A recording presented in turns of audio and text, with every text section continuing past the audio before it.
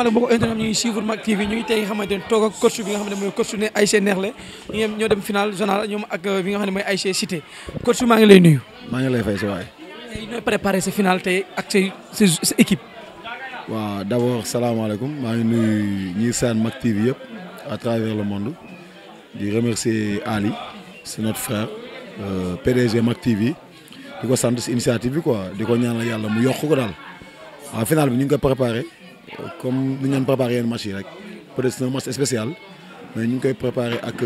moral bu baax daal moral bu fort parce que xam nañ ni tout ira derrière nous quoi vraiment xam nañ ni ira yëpp ñu ngi jàppale te on est prêt pour le combat daal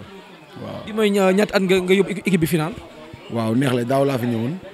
man ak sama benn jumeau bu ñuy wax Massamba Oumy Sène ren amul temps man maa fi nekk di liggéey ak Moussa mu sama adjoint mu yóbbu ko deuxième fois final daaw dama ko yóbbu final ñu réserve ma daanu ren ma ñëw yóbbuwaat ko final ñaan yàlla may ñu si ndaw incha allah. tey Cité tey maanaam ban lii moo koy mooy gagné tey match bi ban technique de jeu nga gis ne tey moo mën a gagné match bi tey. waaw xam nga tamit àdduna bi moom audiovisuel dafa avancé te am na la nga xam ne peut-être suñu secret la ñu ngi koy denc pour match bi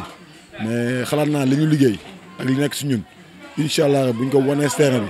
bi liggéey nañ ci daal nañ ci am ndam parce que du ñu kese ñooy liggéey dañuy liggéey am nañ ay grand frère am nañ ay petit frère am nañ ay tonton ñuy jàppale si ginnaaw dañuy conseiller dañuy yokk moral te loolu li ñuy wax yëpp dégg nañ ko incha allah rabi nañ def li ñu mën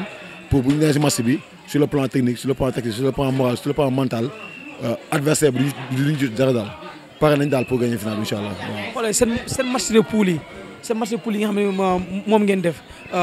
ban génn moo si gën a leer que yéen ñaar équipe yi dem final. waaw ñun moom suñu parcours yaakaar naa leer na ndax dañu gagné premier match mbaxal moo ñu dóor ma ne booy yi dañuy dem final incha allah rabbi jox leen exemple si Espagne bi ñu ko dóoree coupe du monde mu dem final ma ne leen nag bu ñu liggéeyee on a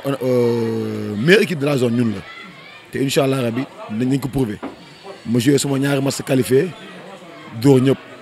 dem sama quart de finale dóor jàppoo sant yàlla dem sama demi finale dóor mbaxal kon man sama parcours yaakaar naa du parcours bu ñuy laamee daal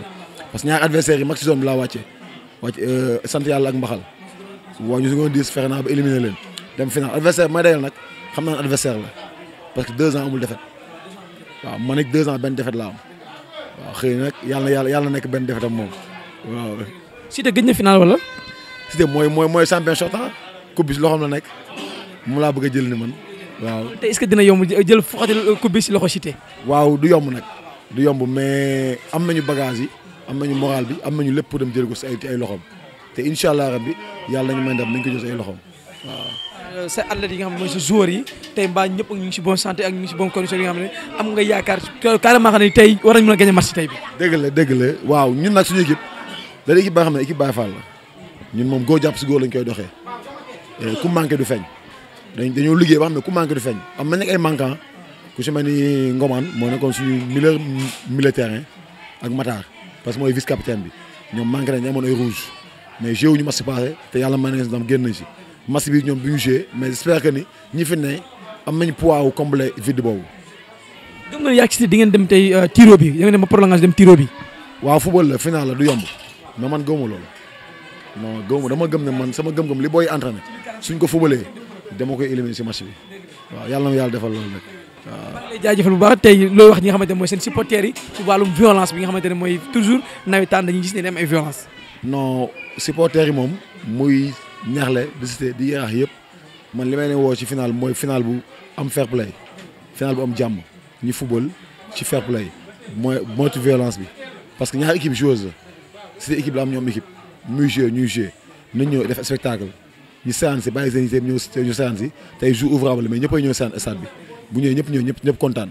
loolu daal ne daal violence daal moom zéro violence quoi waaw. non jërëjëf coach maa ngi lay jaajëfal. maa ngi lay jaajëfal ku baax tamit jaajëf merci.